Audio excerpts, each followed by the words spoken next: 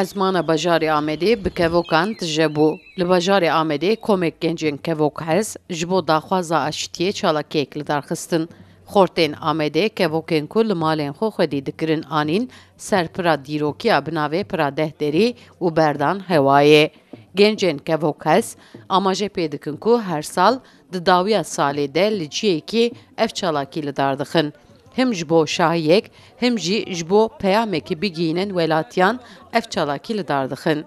Armanca viya salekî da carkî em vana çê dikin kevê Amedê tînin li vir berdidin amaca wî barış e, amaca wî huzur e, amaca wî şînayî ye.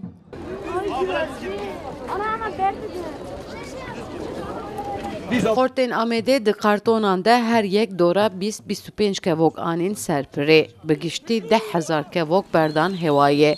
Genç dibêjin xwedîkirina kevoka wekî nexweşiyek e.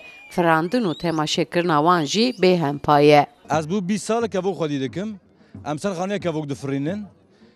Ev ji bo dokuma me em berdin ji bo aşitiyê, ji bo barişê, eşta bêjim ji bo kevokê xwe em bidin naskirin.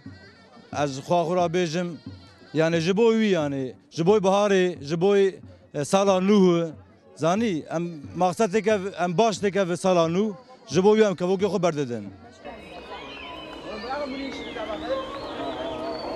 Kevokên ku li ezmana bajêr de rexsê dikirin hemî cinsên kevokên bajarê Amedê bûn. Kevokên ku difiriyan li ser pira dehderî kom bi kom ji hevdû cuda dibûn, dûvre dîsa digihîştin hevdû. Welatiyên ku temaşeyê kevokan jî dikirin bi matmayî bûn. Sevda Kaplan, Kurdistan TV, Amed.